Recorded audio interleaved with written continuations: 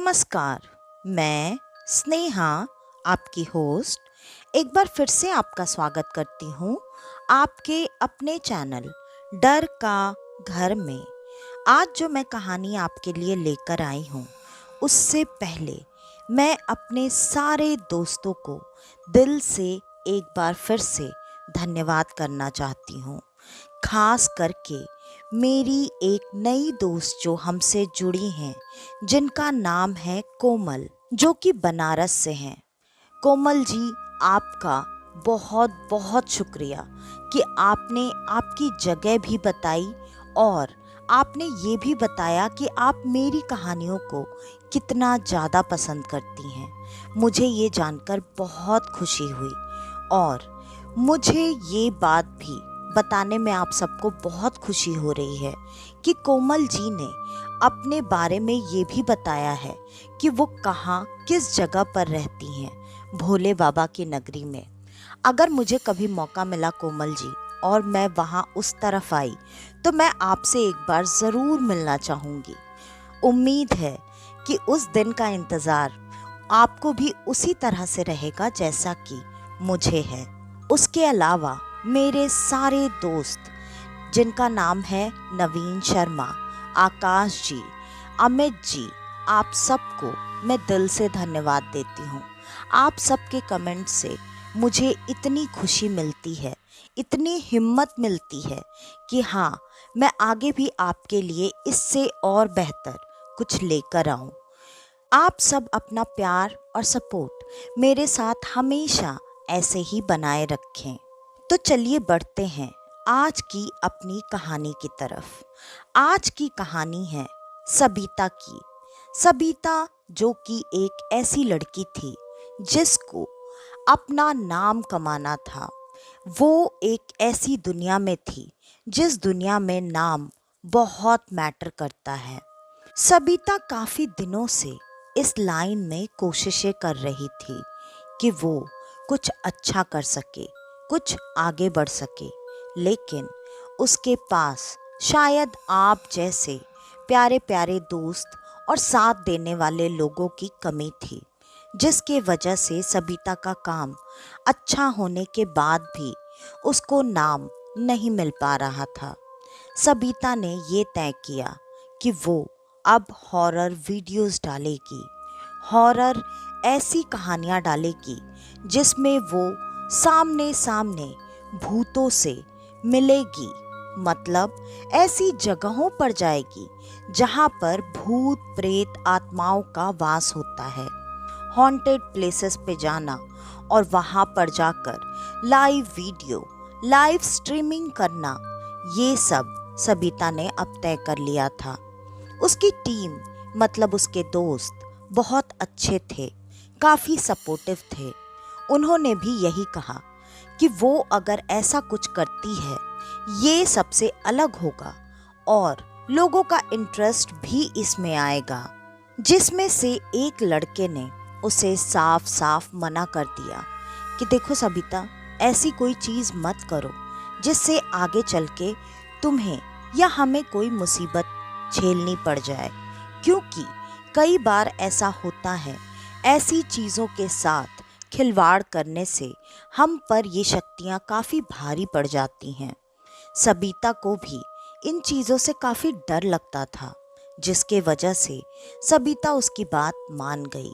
वो उसका काफ़ी करीबी दोस्त था जिसका नाम था सागर, और सबिता ने ये तय किया कि वो एक काम करेगी।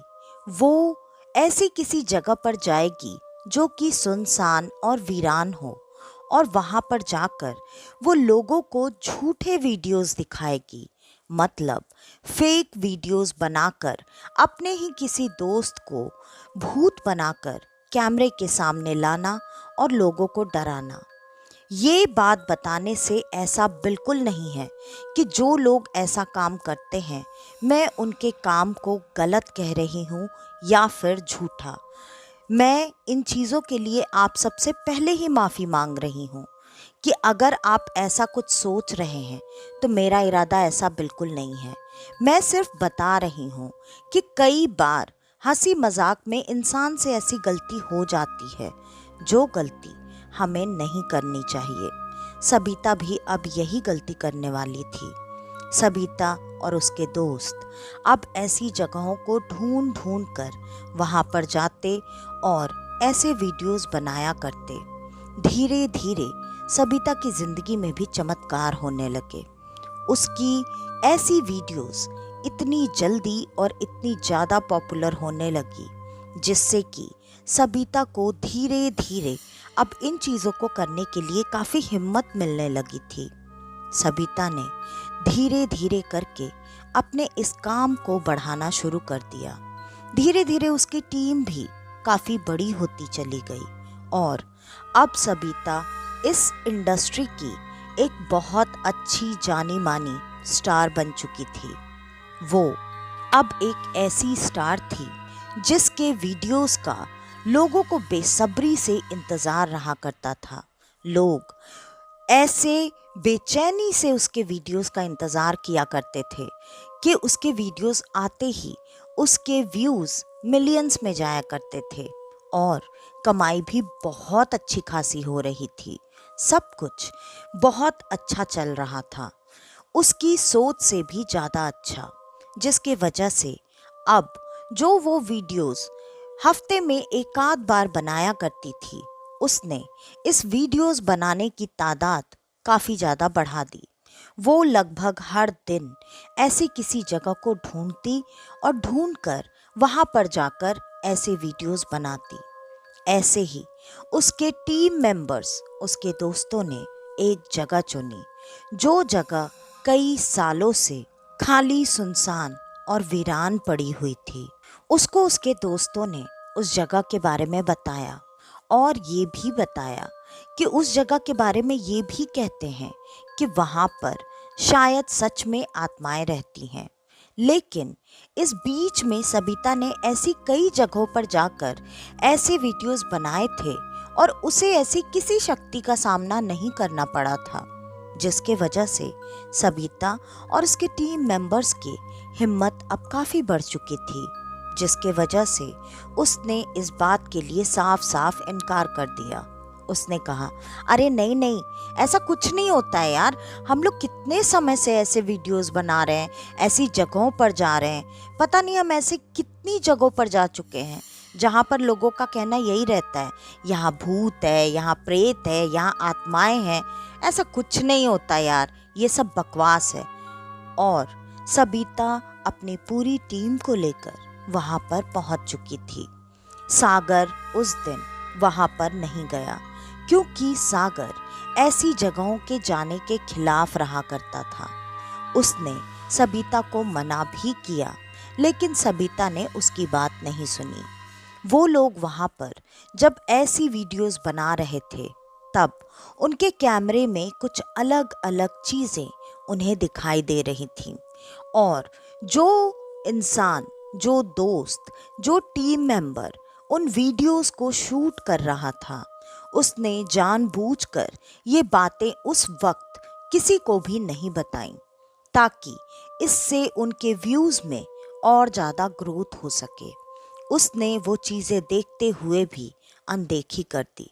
लेकिन थोड़ी देर तक ऐसी छोटी छोटी चीज़ें दिखने के साथ साथ एक बार अचानक उसके कैमरे के सामने एक ऐसा भयानक चेहरा अचानक से आया, जिस चेहरे को देखकर वो कैमरामैन डरकर ज़मीन पर गिर गया। उसके गिरते ही सारे टीम वाले आकर वहाँ एक साथ इकट्ठा हो गए। सब ने उससे पूछने और जानने की कोशिश की। तब उसने सारी बातें जो भी उसने शुरू से लेकर अभी तक देखी थी और रिकॉर्ड की थी, उन सबको बता दी। और ये बात बताते ही सारे लोग डरने लगे। सबिता ने ये बात मानने से इनकार कर दिया, क्योंकि अब उसका डर जा चुका था।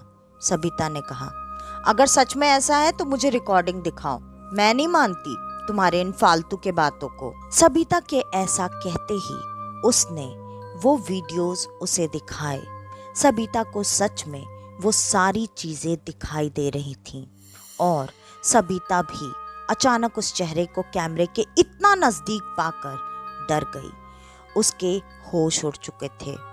वो भी ठीक वैसे ही हड़बड़ा कर जमीन पर गिर गई जैसे कि कैमरामैन गिरा था। अब सबिता इतना ज्यादा डर चुकी थी। ये देखते हुए टीम के कुछ और लोगों ने वीडियो देखने की हिम्मत की, लेकिन ये क्या, अब वीडियो चलाने पर वहां कोई भी अनदेखी चीज दिखाई दे ही नहीं रही थी। वहां यहाँ तक कि कैमरामैन को भी अब वो चीजें नहीं दिखाई दे रही थीं जो कि थोड़ी देर पहले उसने देखी और रिकॉर्ड भी की। उसके तो होश उड़ चुके थे। अब वो किसी को भी अपनी बात समझा नहीं पा रहा था, अपनी बातों पर यकीन नहीं दिला पा रहा था। लेकिन सबिता, जो कि ये सब देखकर इतना ज्यादा डर चुकी थी, वो थोड़ी देर के लिए लग रहा था जैसे किसी सदमे में चली गई है। सबिता कुछ बोल ही नहीं रही थी और थोड़ी ही देर में सबिता की तबीयत काफी बिगड़ने लगी। वो रह रह कर अपने दांत अजीब तरीके से किटकिटा रही थी, जैसे उसे बहुत ठंड लग रही हो। और सबिता ने धीरे से सबसे ये कहा, चलो यहाँ से, मुझे बहुत घुटन हो रही है, मुझे बहुत ठंड भी लग रही है, मुझे कुछ समझ में नहीं आ रहा है, मुझे क्या हुआ है, चलो यहाँ से प्लीज। सारे लोगों ने उसकी बात तुरंत मानी। सारे टीम ने सब कुछ वहां से रैप अप किया और वो उठकर वहां से तुरंत पहले सबिता के घर पर आए। सबिता इस शहर की रहने वाली नहीं थी। वो यहाँ पर पढ़ाई और जॉब करने के लिए आई थी, लेकिन पढ़ाई खत्म होने के बाद थोड़े समय तक ही उसने जॉब किया। जब उसका ये काम काफी अच्छे से चलने लगा, तब उसने अपनी जॉब छोड़ दी थी। सबिता जहाँ रहती थी, उस घर में, उस फ्लैट में वो अकेली रहती थी। हाँ, उसके साथ काम करने के लिए एक हेल्पर जरूर थी, लेकिन एक हफ्ते की छुट्टी के लिए वो कहीं गई हुई थी। सबिता को उसके घर पर छोड़कर उसके दोस्तों ने ये पूछा कि तुम ठीक तो हो या हम किसी डॉक्टर को बुला दें। सबिता ने कहा, नहीं, मुझे थोड़ा आराम करने दो, मैं सुबह तक ठीक हो जाऊंगी। और इतना कहकर उसने अपने दोस्तों को वहां से भेज दिया। उनके स्टूडियो का सेटअप ऑलमोस्ट सारा सबिता के घर पर ही था, क्योंकि वो अकेली रहती थी। अब जबकि सबिता घर पर आ चुकी थी, उसे काफी डर लग रहा था। और तो और उसे रह रह कर वही चेहरा बार बार अपनी नजरों के सामने घूमता हुआ दिखाई दे रहा था। सबिता काफी डर रही थी, जिस वजह से उसने सागर को फोन करके अपने साथ आज रात रुकने के लिए बुलाया। सागर ने कहा वो आ रहा है और सागर ने फोन रख दिया। थोड़ी ही देर में सबिता के घर के दरवाजे की घंटी बजी और घंटी बजते ही सबिता भागकर दरवाजे को खोलने के लिए गई। जैसे ही उसने दरवाजा खोला, दरवाजे पर कोई भी नहीं था। सबिता ने निकलकर चारों तरफ देखा, लेकिन पूरा कॉरिडोर खाली पड़ा हुआ था, वहां भी कोई नहीं था। सबिता अंदर आ गई। उसने दरवाजा बंद कर लिया। दरवाजा बंद करके वो जैसे ही मुड़ी वापस जाकर अपने बिस्तर पर लेटने के लिए, अचानक वापस से दरवाजे की घंटी बजी। सबिता ने फिर से दरवाजा खोला और अभी भी दरवाजे के पास कोई नहीं था। यही चीज 3-4 बार होने के बाद अब सबिता के दरवाजे की घंटी लगातार बज रही थी। सबिता डर चुकी थी, वो दरवाजा भी नहीं खोलना चाहती थी। तभी उसे अचानक दरवाजे के बाहर से आकाश की आवाज सुनाई दी और वो भागकर दरवाजे पर गई। उसने दरवाजा खोल दिया। दरवाजा खोलते ही देखा आकाश सामने खड़ा है और वो डर कर रोती हुई आकाश के गले तुरंत लग गई और वो फूट फूट कर रोने लगी। उसने सारी बातें आकाश को बताई। इस पर आकाश ने तुरंत कहा, मैंने तो तुम्हें मना किया था, तुम वहां गई क्यों? और जो तुम लेकर आई हो वो तुम्हें इतनी आसानी से छोड़ने वाला नहीं है। और इतना कहते ही आकाश जोर जोर से ठहाके लगाकर हंसने लगा। इतना होते ही तुरंत सबिता एक झटके से उसके गले से दूर हो चुकी थी। उसने देखा सामने आकाश नहीं, वही चेहरा खड़ा था और उसके पूरे शरीर में खून लगा हुआ था। मांस के लोथड़े लटक रहे थे। वो जितना बड़ा मुंह खोलकर हंस रहा था, उसके दोनों गाल उसके कान तक को छू रहे थे। उसके दांत बड़े बड़े खूंखार सड़े हुए थे, जिसको देखकर अब सबिता इतना ज़्यादा डर चुकी थी कि सबिता वहीं ज़मीन पर बेहोश हो गई। और थोड़ी देर बाद सबिता को अपने चेहरे पर पानी की कुछ बूंदें सी महसूस हुई। सबिता ने आंखें खोली और देखा तो सामने आकाश खड़ा था। उसने आकाश को देखकर चिल्लाना शुरू कर दिया। आकाश ने बहुत मुश्किल से सबिता को शांत किया और उससे ये जानने की कोशिश की कि सबिता को ऐसा क्या हुआ है जिसके वजह से वो उसे देखकर डर रही है, चिल्ला रही है। तब सबिता ने सारी बात आकाश को बता दी। आकाश ने ये बात सुनते ही तुरंत सबिता से कहा, अरे यार, तुमको मैं कैसे समझाऊं और कितनी बार समझाऊं? मैंने तुम्हें बोला है ऐसी किसी जगह पर बिल्कुल मत जाओ। हो सकता है ऐसी शक्तियां शायद पीछे लग जाएं। वैसे भी हमें ऐसी शक्तियों के साथ खिलवाड़ नहीं करना चाहिए, लेकिन तुम हो नेम फेम के चक्कर में इतनी ज्यादा पागल हो चुकी हो कि तुम्हें गलत और सही में अब फर्क दिखाई ही नहीं देता है। तुमने ऐसा क्यों किया? इस पर सबिता तुरंत अपने दांत किटकिटाने लगी और वो बिल्कुल उसी तरीके से हंसने लगी जैसे थोड़ी देर पहले आकाश के चेहरे में आया हुआ अजीब सा इंसान तो नहीं, लेकिन शैतान भी नहीं, जो उसके सामने खड़ा होकर हंस रहा था। अब सबिता को वैसे हंसता देखकर आकाश काफी अजीब महसूस करने लगा। उसे ये तो समझ में आ रहा था कि ये सबिता नॉर्मल तो नहीं है।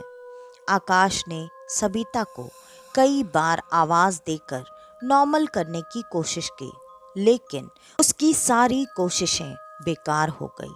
और तभी अचानक सबिता बिल्कुल वैसे ही आकाश के ऊपर झपट पड़ी जैसे वहां उस हॉन्टेड प्लेस पर वो भयानक चेहरा कैमरे की तरफ झपट पड़ा था।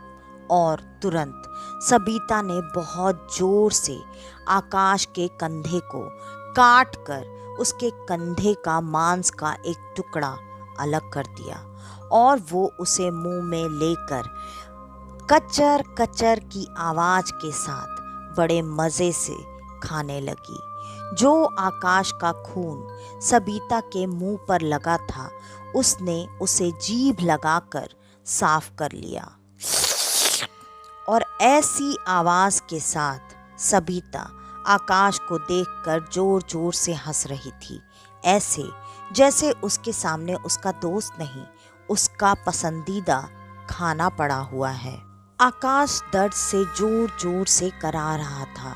वो एक हाथ से अपने कंधे को दबाकर खून बहने से रोकने की कोशिश कर रहा था, लेकिन उसका जितना खून फर्श पर गिरा था, सबिता लपक कर उस जगह पर कूद गई और कूद कर जीभ लंबी करके जमीन पे गिरा हुआ सारा खून चाट चुकी थी। अब आकाश समझ चुका था कि ये कोई छोटी मोटी गड़बड़ नहीं, इसके साथ सच में कोई आत्मा लग चुकी है और अब इसको कंट्रोल करना उसके लिए तो नामुमकिन था। आकाश ने होशियारी दिखाई और तुरंत वो भागकर सबिता के घर से निकल गया। उसने बाहर से उसके घर का ताला बंद किया और उसे अंदर ही घर में कैद कर दिया।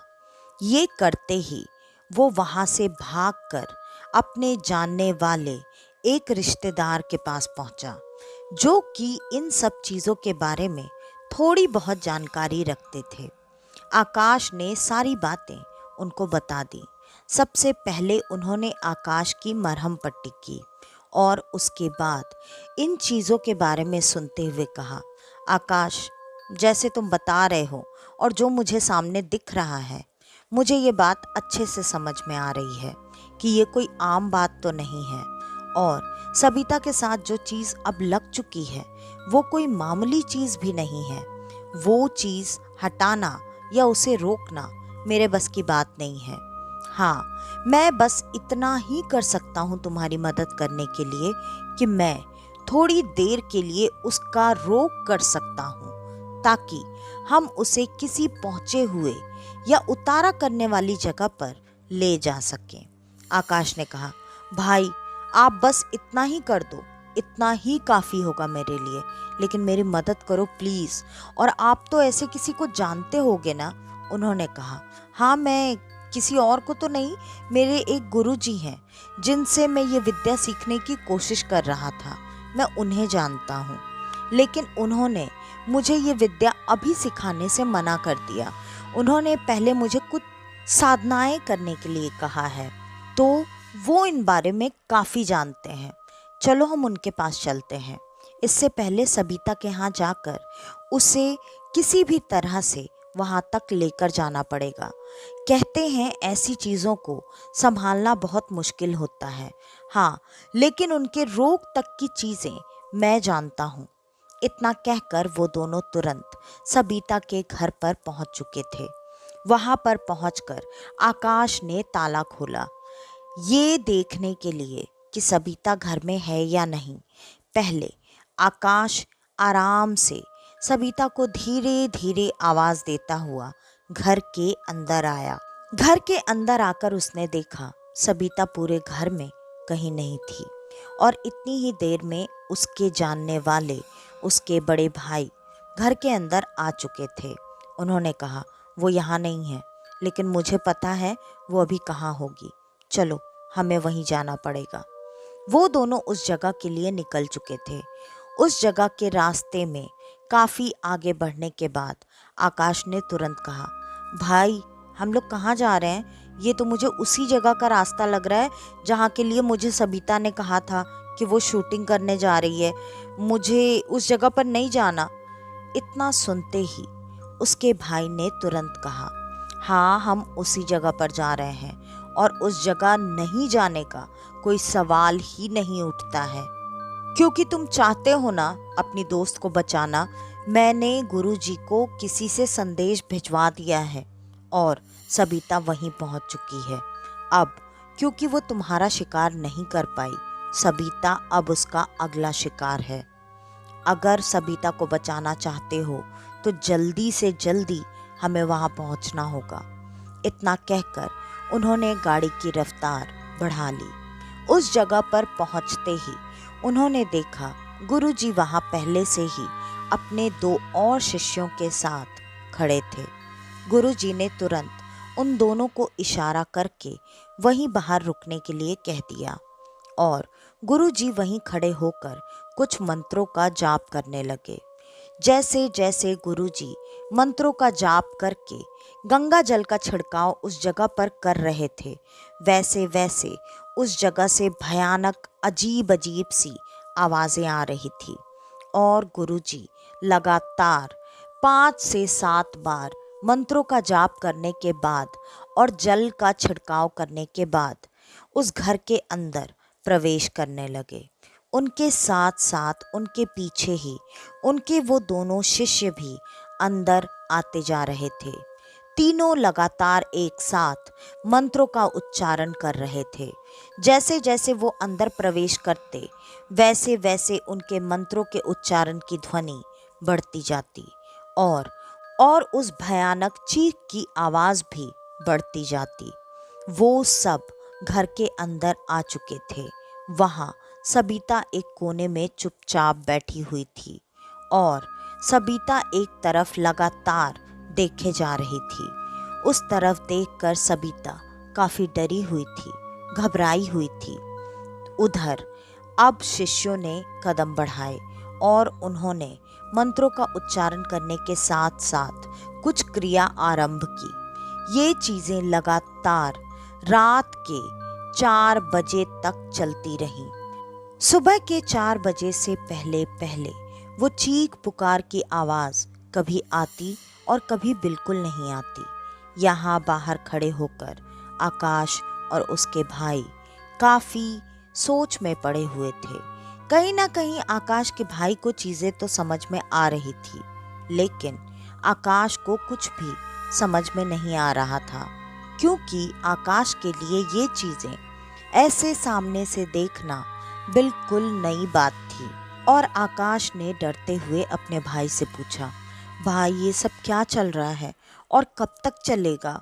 ये सब चीज़ें ना अब मुझे बहुत डर लग रहा है। सबिता ठीक तो हो जाएगी? इस पर उसके भाई ने उसे दिलासा देते हुए कहा, तुम्हें बिल्कुल घबराने की ज़रूरत नहीं है। गुरुजी बहुत ज़्यादा जानकारी रखते हैं। सबिता को कुछ नहीं होगा, वो हर हाल में उसे बचा लेंगे। आकाश घबराया हुआ तो अभी भी था, लेकिन उसके भाई की बातों से उसका विश्वास बढ़ता जा रहा था। और रात बीत चुकी थी। चारों तरफ एक शांति फैल चुकी थी। अंदर से गुरुजी बाहर आ चुके थे। दोनों शिष्य सबिता को सहारा देकर बाहर तक लेकर आए और उन्होंने सबिता को ये कहकर आकाश को ले जाने के लिए कहा कि फिलहाल के लिए तो ये ठीक है, लेकिन इसका पूरा उतारा और जो भी इस पर असर हुआ है वो असर हटाने के लिए तुम्हें इसे मेरे आश्रम में हर महीने में 2 बार लेकर आना पड़ेगा, लगातार 3 महीने तक। और उसके बाद आकाश ने 3 महीने तक यही किया। सबिता उन 3 महीनों में पूरी तरह से बिस्तर पर ही पड़ी हुई थी। उसका काम, उसका नाम, सब कुछ बंद पड़ चुका था। सबिता की जिंदगी अब ऐसी हो चुकी थी कि वो जिंदा होते हुए भी उन चीज़ों से निकल पाने में बिल्कुल असमर्थ थी। मतलब एक बेजान पुतले की तरह बिस्तर पर पड़ी रहती। और आकाश ने इस बीच सबिता का बहुत ज़्यादा साथ दिया। वो हर वक्त उसके साथ खड़ा था। धीरे धीरे 3 महीने निकल गए। 3 महीने निकलने के बाद सबिता के ऊपर से सारी चीज़ों का असर तो हट चुका था, लेकिन उन चीज़ों का सदमा और उन चीज़ों से उसके दिमाग पर जो असर हुआ था, उस असर से निकलते निकलते सबिता को बहुत ज़्यादा लंबा समय लग गया। और उसके बाद सबिता ने कभी भी किसी ऐसी चीज़ों के बारे में बात तक करना सही नहीं समझा। वो पूरी तरह से भक्ति मार्ग में जुड़ चुकी थी। वो अपनी जिंदगी को अब बहुत अलग और नए तरीके से जी रही थी। तो आज की ये कहानी यहीं पर ख़त्म होती है। आपको हमारी आज की ये कहानी कैसी लगी हमें कमेंट करके ज़रूर बताइएगा। और अगर आपके पास आपकी ऐसी कोई कहानी हो तो डिस्क्रिप्शन में दिए गए ईमेल आईडी या इंस्टा आईडी पर आप हमें आपकी वो कहानी भेज सकते हैं। तो आज के लिए बस इतना ही। मैं स्नेहा, आपकी होस्ट, आज के लिए लेती हूँ अलविदा। वापस से आपसे मिलने आऊँगी और आप सबको लेकर जाऊँगी कुछ जाने अनजाने किस्से कहानियों के सफ़र पर, आपका अपना डर का घर में। तो तब तक के लिए नमस्कार।